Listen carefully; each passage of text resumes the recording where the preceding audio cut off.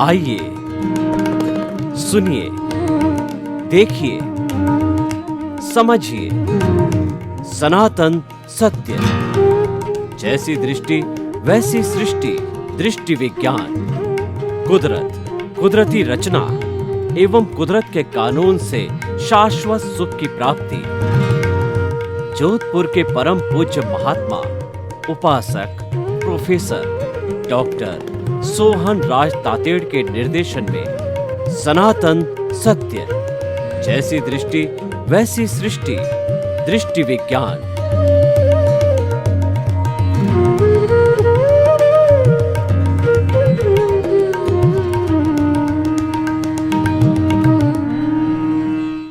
ओम ह्रीं नमो अरहन्ताणम्।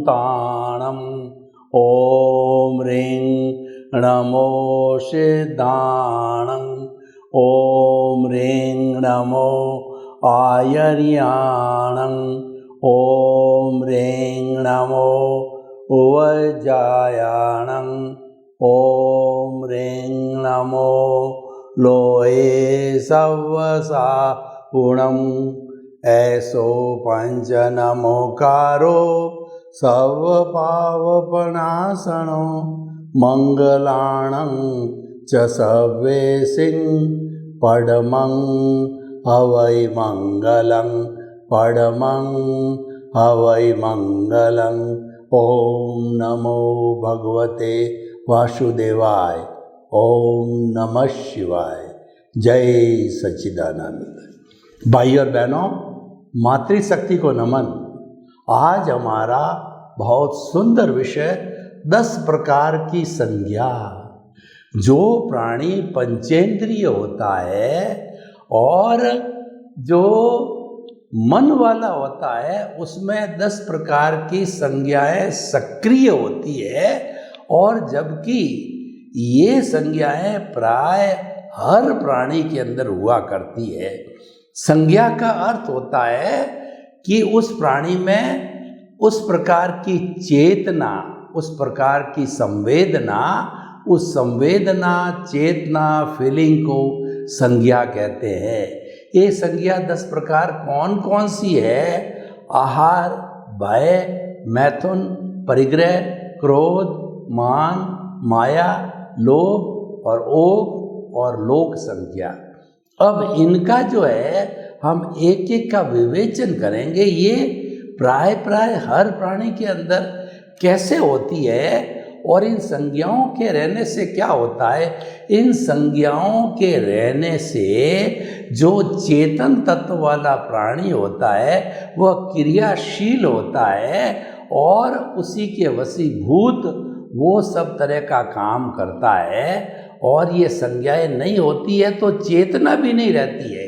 यानी जिस आत्मा के साथ में चेतना है, हर आत्मा के साथ में चेतना है, उनके साथ में प्राय ये संज्ञाएं रहती है, अस्तित्व से जुड़ी हुई होती है संज्ञाएं, जो कि चेतन तत्व को मजबूत करती है। और आखिर चेतन तत्व जो है इस व्यवहार जगत के अंदर किस तरीके का कार्य करता है और किसकी मदद से कार्य करे, वो सब संज्ञाओं की मदद से होता है। तो पहले संज्ञा होगी आहार संज्ञा।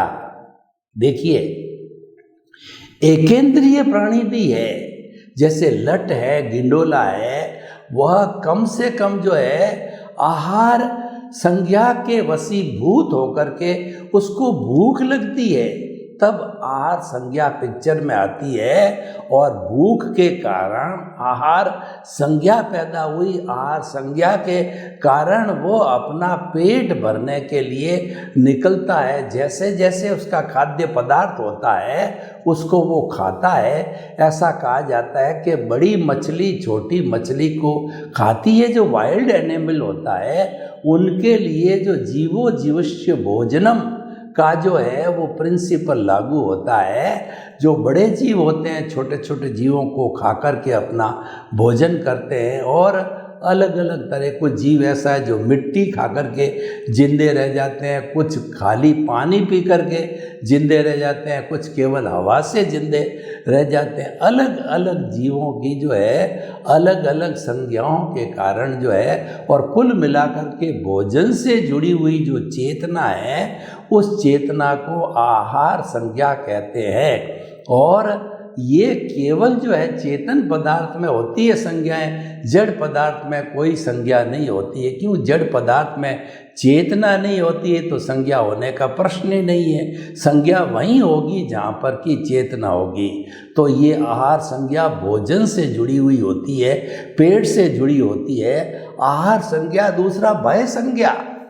इस दुनिया में कोई भी व्यक्ति छोटा से छोटा वायरस भी हो, जैसे कि अभी कोरोना वायरस आया था, वह भी कोरोना वायरस जो है एकेंद्रीय निगोद का जीव है। तो कोई भी छोटा से छोटा प्राणी भी मरना नहीं चाहता है, जीना चाहता है। और छोटा से छोटा प्राणी भी अपने हिसाब से वो सुख चाहता है, दुख कोई नहीं चाहता है।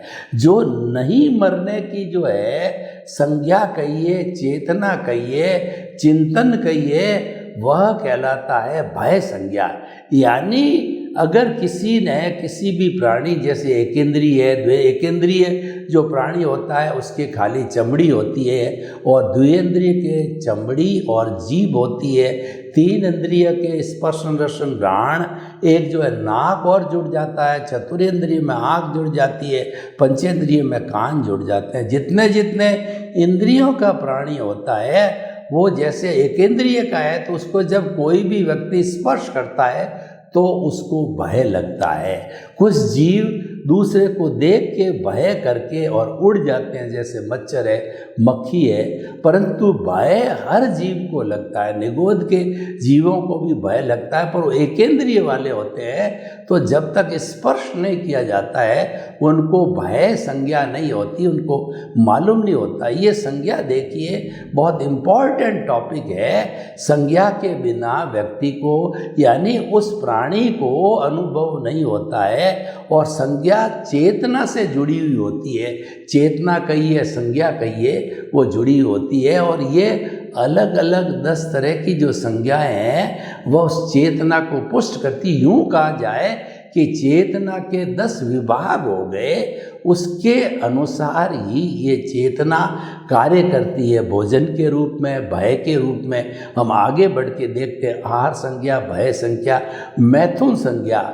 यानी कि कुछ प्राणी जो तेंद्रिय चेंद्रिय वाले होते हैं वो भोग विलास करते हैं, और पंचेंद्रिय वाले तो करते ही है, चाहे जो है वो पशु पक्षी हो, चाहे मनुष्य हो। पंचेंद्रिय वाले जो है वो मैथुन संज्ञा, आहार भय और मैथुन संज्ञा, वो इंटरकोर्स करते हैं, एक दूसरे से मिलते हैं, तो मैथुन संज्ञा होती है। इससे वंश वृद्धि होती है।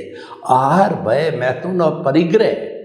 परिग्रह का अर्थ होता है हर जीव, जो कोई भी जो है वो, जैसे गाय है तो गाय ने भोजन किया, भोजन करके वो जुगाली करके, और कुछ ऊंट जैसे ऐसे पशु होते हैं जो कि भोजन को थैली के अंदर स्टोर करके रखते हैं, और न शायद दूसरे दिन भोजन न मिले, उसी भोजन की, स्टोर्ड भोजन की वो जुगाली करते हैं। यानी परिग्रह की संज्ञा का अर्थ होता है घोंसला भी है, ये परिग्रह की संख्या में आता है। वो सर्दी से, गर्मी से, वर्षा से, लू से खुद को और रात्रि विश्राम करके अपने जो भी बच्चे होते हैं उनकी सुरक्षा के लिए होता है, वो परिग्रह संख्या होती है। उसके लिए जो ला करके बनाया जाता है सारा घोंसला। छोटी से छोटी बात करता हूँ, पंचेंद्रिय प्राणी होता तो वो पूरा परिग्रह करता है, धन संपत्ति करता है, रोटी कपड़ा मकान शिक्षा चिकित्सा हर चीज़ का वो संग्रह करता है, क्योंकि सबसे ज़्यादा विकसित प्राणी है। और सबसे ज़्यादा संज्ञाएं, जो 10 संज्ञा सक्रिय होती है, वह संज्ञाएं मनुष्य के अंदर सक्रिय होती है, क्योंकि उसके पास में सारी फैकल्टीज डेवलप होती है, और उस फैकल्टी का जब उपयोग करता है इसी कारण उसमें सक्रियता बढ़ जाती है। आहार भय मैथुन परिग्रह। अब देखिए क्रोध। क्रोध ऐसी चीज है कि नॉर्मल ये संज्ञा है, ये नॉर्मल जो है वो हर प्राणी के अंदर आता है। हालांकि कुछ तो एक्सप्रेस कर पाते हैं, कुछ एक्सप्रेस नहीं कर पाते हैं। जैसे कि मान लीजिए कोई पक्षी है, उस पक्षी को हमने छेड़छाड़ किया तो उसको भी गुस्सा आता है, तब वो हमको चोंच चुभाता है, फड़फड़ाता है। और देखिए बिल्ली वगैरह है वो तो हमको काटने के लिए आती है, सांप को छेड़ा जाए तो काटने के लिए आ जाता है, और उसका जहर इतना भयंकर होता है कि अगर उसने एक बार डस लिया तो हम मर भी जाते हैं। वो क्योंकि जो है उसके अंदर क्रोध आया, और क्रोध आने का कारण ये उसको छेड़ा जाता है। पंचेंद्रिय मनुष्य प्राणी, उसके भी क्रोध के बहुत से कारण होते हैं। उसके स्वाभिमान पे चोट लगती है, उसको जो है वो कोई तरह से जो है तिरस्कार किया जाता है, उसको कोई नुकसान पहुंचाया जाता है, और उस व्यक्ति को कुछ जो है ऐसे शब्दों का, ऐसी भाषा का, अहितकारी भाषा का उपयोग कर दिया जाए। ये कई कारण होते हैं क्रोध आने के, और क्रोध जो है एक भावनात्मक जो है उपाधि भी है, ये व्यक्ति को आ जाता है। और ये क्रोध जो है उपादान के रूप में, यानी उदय और प्रारब्ध का भी एक प्रकार है, उदय प्रारब्ध के रूप में भी क्रोध आता है। जो क्रोध एक संज्ञा है जो कि जो प्राय हर प्राणी में होती है, तो जो है क्रोध संज्ञा, और उसके बाद में क्रोध, मान, माया, लोभ। मान का मतलब अहंकार, और जो पंचेंद्रिय प्राणी उसमें तो क्लियरली ये स्पष्ट हो जाता है कि व्यक्ति अहंकार कर रहा है, यानी उसकी भाषा से मालूम पड़ जाएगा। अपने आप को बहुत सुपीरियर बताता है, दूसरे लोगों को इन्फीरियर बताता है, तो उससे उसके जो है बोल चाल और व्यवहार के लिहाजे से मालूम पड़ जाता है कि वह अहंकार कर रहा है। ये होगी मान की संज्ञा। और माया की संज्ञा होती है, तो माया की संज्ञा वैसे तो हर जीव के अंदर होती है, लेकिन दूसरे छोटे छोटे प्राणियों में इतनी स्पष्ट नहीं होती है। लेकिन मनुष्य एक ऐसा प्राणी है जिसके अंदर की माया की संज्ञा है बहुत ही स्पष्ट दिखाई देती है। वो स्पष्ट क्या होती है कि वो दो, जैसे हस्बैंड वाइफ है, भाई भाई है, माता पिता है, समाज के लोग हैं, उसमें वो क्या है कि एक व्यक्ति को कुछ कह देता है, दूसरे व्यक्ति को उसका रिवर्स कह देता है। तो जब दोनों व्यक्तियों को वो बात मालूम पड़ती है तो आपस के अंदर लड़ना चालू कर देते हैं, और वो लड़ते जो है वो कारण होता है कि माया के कारण लड़ाई होती है, किसी ने उसको बिढ़ा दिया है। और लोभ की संख्या के वशीभूत होकर के मनुष्य, तो आप जानते ही हो कि वो सारा धन दौलत और जो है रोटी कपड़ा मकान शिक्षा चिकित्सा, इससे जुड़ी हुई जो सारी कई चीज़ों को वो इतना अधिक संग्रह करता है कि आवश्यकता नहीं हो तो भी वो संग्रह करता रहता है। ऐसे लोभी लोगों के लिए कहा गया है कि विषयी नर की लालसा और पाम रोग की काज, लोभी की धन लालसा और तीनों बेअंदाज। तीनों की जो लालसा होती बड़ी बेअंदाज होती है। एक तो विषयी नर होता है, भोग विलास करने वाला, उसका स्वास्थ्य खराब हो जाता है, सब उसका वीर्य इत्यादि का हनन हो जाता है, तब भी वो व्यभिचार को छोड़ता नहीं है, क्योंकि उसको लत पड़ी, उसको व्यसन हो गया, उसको सब ध्यान है कि मेरा नुकसान होने वाला, फिर भी लत के वशीभूत होकर के वो छोड़ नहीं सकता है। तो ये लोभ की संज्ञा है। और जो पाम रोग की खाज है, मतलब खाज इतनी भयंकर चलती है, पाम रोग की खून आया हुआ है तो भी वो खुजला रहता है, खून झलकता रहता है, उसको मालूम है कि ये खून आ रहा है, लेकिन फिर भी खुजलाता रहता है, क्योंकि वो पाम रोग का नेचर ही ऐसा ही है, वह व्यक्ति की हवश है। और लोभ भी ऐसी चीज़ है, व्यक्ति को आवश्यकता हो ना हो फिर भी वो इकट्ठा करता रहता है, लोभ के वशीभूत होकर के, लोभ संज्ञा के वशीभूत होकर के। तो ये व्यक्ति जितने जितने काम करते हैं, प्राणी हैं, इन संज्ञाओं के वशीभूत ही करते हैं। और ये संज्ञाएं नहीं हो तो फिर वो तो जड़वत हो जाता है। वो ये चेतना जो कार्य करती है वो संज्ञाओं के वशीभूत होकर के करती है। खाना पीना और कोई भी जो तरह का क्रोध अहंकार माया लोभ, ये सारी चीज़ें जो है वो संज्ञा के वशीभूत होकर के प्राणी करता है। तो क्रोध, मान, माया, लोभ, और 4 ये हो गई। और 4 पहले आपको बताई थी, आर, भय, मैथुन, परिग्रह। ये 4 और 4 8। और लोक संज्ञा और ओग संज्ञा। लोक संज्ञा के वशीभूत होकर के जो है प्राणी अपना अच्छा कार्य भी करने लग जाता है, लोक कल्याण की बातें करता है, परोपकार की बात करता है, जगत कल्याण की बात करता है, जय जगत की बात करता है। ये लोक संज्ञा के वशीभूत होके करता है। कुछ प्राणी के जीवन के अंदर, पूर्व जन्म के अंदर ऐसा जो कहना चाहिए पुण्योदय होता है कि उसको साधन मिल जाते हैं, और उस साधन को वो साकार करने के लिए वो लोक संज्ञा के अधीन जो है वह अच्छे अच्छे कार्य करता है।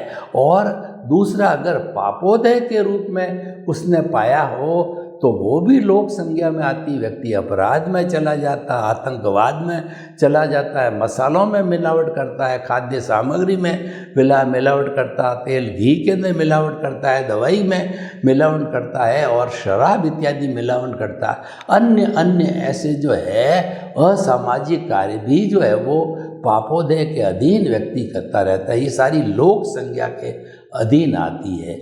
और ओग संज्ञा होती है, वह आदमी के व्यक्तित्व से संबंध से जुड़ी हुई होती है। आदमी के जो है वो खुद के पर्सनल जीवन से जुड़ी होती है कि व्यक्तिगत जो है अपने जीवन के बारे में क्या करता है। ओग संज्ञा से वशीभूत होकर के व्यक्ति जो है धार्मिक क्रिया करने लग जाता है, और वह चिंतन करने लग जाता है कि मुझे तो मुक्त होना है। और जब उनको ऐसे लोगों को ज्ञान मिल जाता है तो वह चिंतन भी सक्रिय हो जाता है, और उनको जो सनातन सत्य मिलता है, कुदरती रचना और कुदरत के कानून के अंतर्गत जो है उसको जो सत्य मिलता है, तो उसमें दृष्टि परिवर्तन होता है। उनकी जो रॉन्ग बिलीफ होती है वो समाप्त होकर के राइट बिलीफ हो जाती है। रॉन्ग बिलीफ के अंदर क्या था, व्यक्ति पहले स्वार्थ की चेतना में था। वो रॉन्ग बिलीफ में व्यक्ति 2 तरह का जो है मिथ्या ज्ञान, मिथ्या दर्शन करता था कि ये जो शरीर है ये शरीर मेरा है और इस शरीर का संचालन करने वाला मैं हूँ। ये मिथ्या ज्ञान, मिथ्या दर्शन जो है व्यक्ति को हो जाता है, और ये अहंकार के वशीभूत होकर के और ओग संज्ञा के वशीभूत होकर के ये ऐसा चिंतन करता है, और व्यक्ति कर्ता भाव में चला जाता है। और जब ज्ञानी पुरुष मिलते हैं तो सबसे पहले इस बात पर चोट करते हैं कि इस दुनिया का कोई भी प्राणी जो है न तो करता है न बन सकता है, वह तो सारी कुदरती रचना है। कुदरत ही उसकी क्रिएटर है, ऑपरेटर है, डिस्ट्रॉयर है।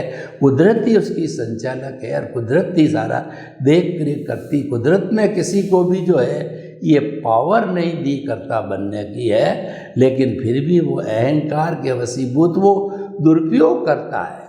वह जो है अपने जीवन का दुरुपयोग करता है अहंकार के वशीभूत होकर के, और वो जो है माया और लोभ की संज्ञा के वशीभूत होकर के वो कर्ता भाव के अंदर आता है और ऐसा कर देता है। तो जो ये चेतना जो कार्य करती है ये संज्ञा के रूप में करती है, और उसके अनुरूप ही व्यक्ति सारा कार्य करने लग जाता है। तो ये ओग संज्ञा हमने बताई है, व्यक्तिगत तौर पे ये अच्छी भी होती है, बुरी भी होती है। हमें बुराई साइड को जो है वो ख़त्म करना, अच्छी साइड को पकड़ना है, क्योंकि ये अच्छाई और बुराई है दोनों पास पास रहती है। हमारा हृदय है वो कुरुक्षेत्र है, इसके अंदर जो बुरे विचार आते हैं वो कौरव है और अच्छे विचार आते हैं पांडव है। इनको अलग नहीं किया जाता है, किया जा सकता है, ये दोनों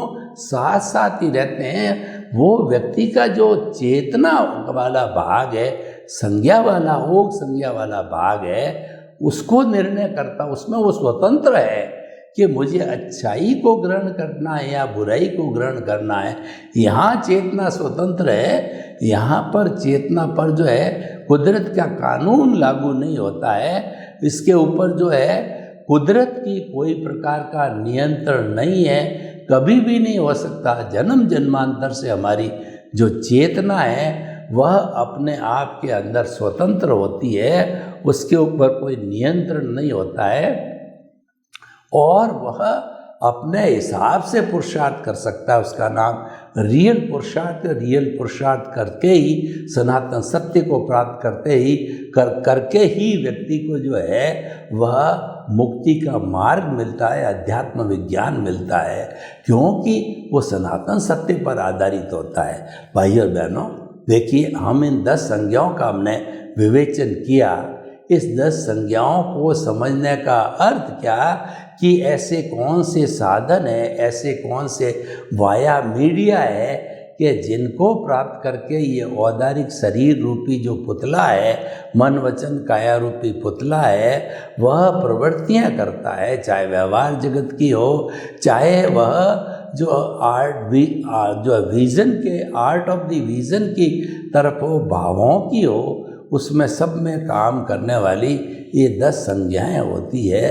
तो इसीलिए इन संज्ञाओं को समझना हमारे लिए अति आवश्यक है कि संज्ञा एक अपने आप में साधन है जिसके जरिए वो व्यक्ति कार्य करके वो अच्छाई या बुराई को प्राप्त करता है और इस संज्ञाओं के वशीभूत ही जो उसको जो है हिसाब है, उसका भुगतान है, उसका जो रिजल्ट है वह भुगतता है और वह सारा जो है संज्ञाओं के वशीभूत होकर के जो है वो सारा उसका जो है वो हिसाब भुगतता है। क्योंकि हमारा जो दृष्टा है, हमारा जो शुद्ध आत्मा भगवान जो भीतर विराजमान है, वह तो अक्रिया है, वह कोई गतिविधि नहीं करती, उसकी प्रेजेंस जरूरी है। उसकी प्रेजेंस बिना हमारा अस्तित्व है वो मुर्दे का अस्तित्व हो जाता है।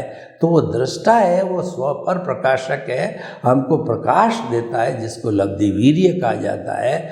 उस प्रकार के माध्यम से ही उस प्रकाश के माध्यम से ही जो है हम सारे तरह की गतिविधियाँ वगैरह करते हैं और हमारी ये दृष्टि जो काम करती है, वो दृष्टि जो है वो सारी प्रतिष्ठित आत्मा, उसको दृष्टि कहते हैं। तो हम उसका उपयोग करते हैं पुरुषार्थ के रूप में। हम कहते हैं कि मैं पुरुषार्थ कर रहा हूँ, और वैसे वास्तव में मन वचन काया तथा उससे जुड़ी हुई हर अवस्था मात्र कुदरती रचना होती है। वह तो ऑटो मोड से चलती है, उसमें व्यक्ति मैं पुरुषार्थ करता हूँ न करना की कोई बात नहीं, परंतु फिर भी क्योंकि ये जो एक जनरल मानसिक चिंतन हम मान भी लें तो वो आपका रिलेटिव पुरुषार्थ है। रिलेटिव पुरुषार्थ गलत नहीं है, परंतु वो रिलेटिव पुरुषार्थ की श्रेणी में आने से वह भी अज्ञानता के रूप में आता है और ज्ञान वह कहलाता है, विज्ञान वह कहलाता है जो कि आत्मा की मुक्ति से संबंध रखता है, वह मोक्ष से संबंध रखता है, मोक्ष की बातें करता है। उसके केंद्र के अंदर मन वचन काया से मुक्त ऐसा में शुद्ध आत्मा होना चाहिए।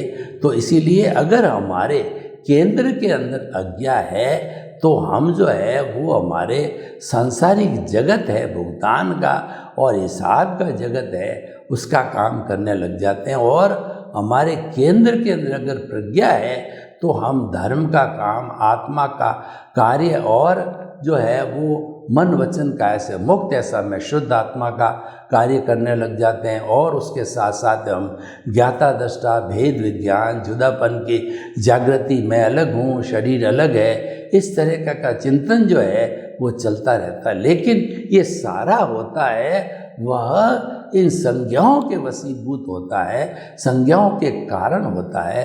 तो हमें हमेशा इन संज्ञाओं को समझना बहुत ज़रूरी है, क्योंकि जो कुछ भी हम कर रहे हैं तो ये आखिर मान लिया कि ये तो हमारी जो फिल्म खुल रही है, स्क्रिप्ट खुल रही है, ये मन वचन काया की बैटरियां जो है डिस्चार्ज हो रही है और हमारा ये सारा डिस्चार्ज मैकेनिकल मोड से चल रहा है, जो कि व्यवस्थित है, जो कि नियत है। और नियत होने के कारण ही जो है ये चल रहा है, ये उदय और प्रारब्ध के अनुसार चल रहा है, मान लिया।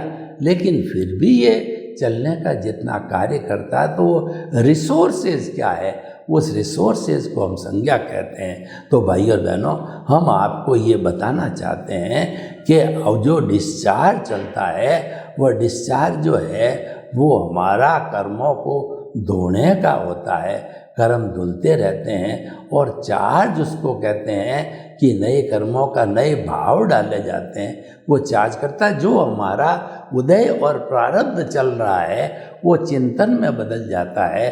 अगर हम मन वचन काया तथा उससे जुड़ी हुई हर अवस्था मात्र को कुदरती रचना मानते हैं और मन वचन काया से मुक्त ऐसा में शुद्ध आत्मा मानते हैं, जानते हैं, देखते हैं और अलग रहना चाहते हैं, तो हमें जो है वो सारा अकर्ता रूप में रहना चाहिए। जो ही व्यक्ति अपने आप को अकर्ता मान लेता है, उसके साथ में जुड़ी हुई व्यवस्था निमित्त निर्दोष अकर्ता और शुद्ध आत्मा विश्व के हर प्राणी को जो है व्यक्ति जब ऑनरशिप डूअरशिप को छोड़ देता है, तो व्यक्ति इस जगत के हर प्राणी को जो है वह जो है वो मानने लग जाता है, निमित्त मानने लग जाता है। कर्ता कोई नहीं है, कर्ता तो व्यवस्थित शक्ति साइंटिफिक सर्कमस्टेंशियल एविडेंस कोई मानता है। तो इस तरीके से व्यक्ति जो है निमित्त निर्दोष अकर्ता और शुद्ध आत्मा हरि को देखना चालू कर देता है। तो ये बहुत बड़ा अंतर आ जाता है व्यक्ति की सोच में, व्यक्ति के चिंतन के अंदर। और ये सारा चिंतन का विकास का कार्य है, ये सब संज्ञाओं के कारण होता है। उससे चेतना प्रबल होती है, चेतना के विभाग को संज्ञा कहते हैं। सर्वे भवन्तु सुखिनः सर्वे सन्तु निरामया, लोक के सब जीवों को सुख मिले, शांति मिले, आनंद मिले, प्रेम मिले, सौहार्द मिले और सभी हिल मिल करके जगत कल्याण परोपकार और जय जगत को करके और आगे अपने जीवन को यापन करे।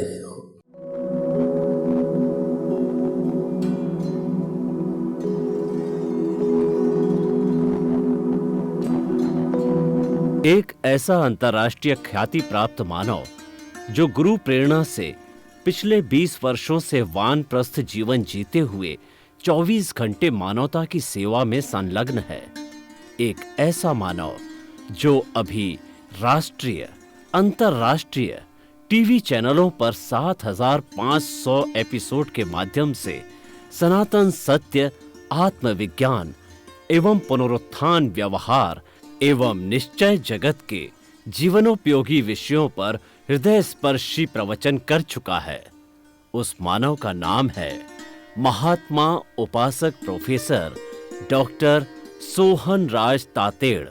प्रोफेसर तातेड़ द्वारा योग, दर्शन, शिक्षा विषयों पर रचित पीएचडी स्तर के 250 शोध ग्रंथ भारत के 100 प्रतिष्ठित विश्वविद्यालयों में शोधार्थी पढ़ रहे हैं तथा वे सभी शोध ग्रंथ वहां की सेंट्रल लाइब्रेरियों में उपलब्ध हैं। महात्मा सोहन राज ने अभी तक हजारों स्कूलों, कॉलेजों, विश्वविद्यालयों एवं संस्थाओं में सेमिनार, वर्कशॉप, कैंप लगाकर लाखों विद्यार्थियों को योग, दर्शन, शिक्षा का प्रशिक्षण देकर उन्हें सुसंस्कारित किया। डॉक्टर तातेड़ ने भारतीय संस्कृति उत्थान के 4000 से अधिक समसामयिक विषयों पर आर्टिकल लिखकर ऑनलाइन जर्नल, पत्रिकाओं, वेबसाइट्स पर प्रकाशित किया, जिसका उपयोग लाखों पाठक कर रहे हैं। उपासक तातेड़ के 5000 से अधिक आज का सुविचार, आज का शुभ संदेश, आज का मंगल भावना योग आदि चिंतन websites, Twitter, blogger, Facebook, YouTube माध्यमों से लाखों लोग अपना जीवन निर्माण कर रहे हैं। मानवता के मसीहा ऐसे महामानव महात्मा सोहन राज तातेड़ के प्रोफाइल को अभी तक विश्व के 20 लाख दर्शक यूट्यूब पर, 12 लाख गूगल पर एवं लाखों दर्शक फेसबुक, ब्लॉगर, ट्विटर और इंस्टाग्राम पर देख चुके हैं।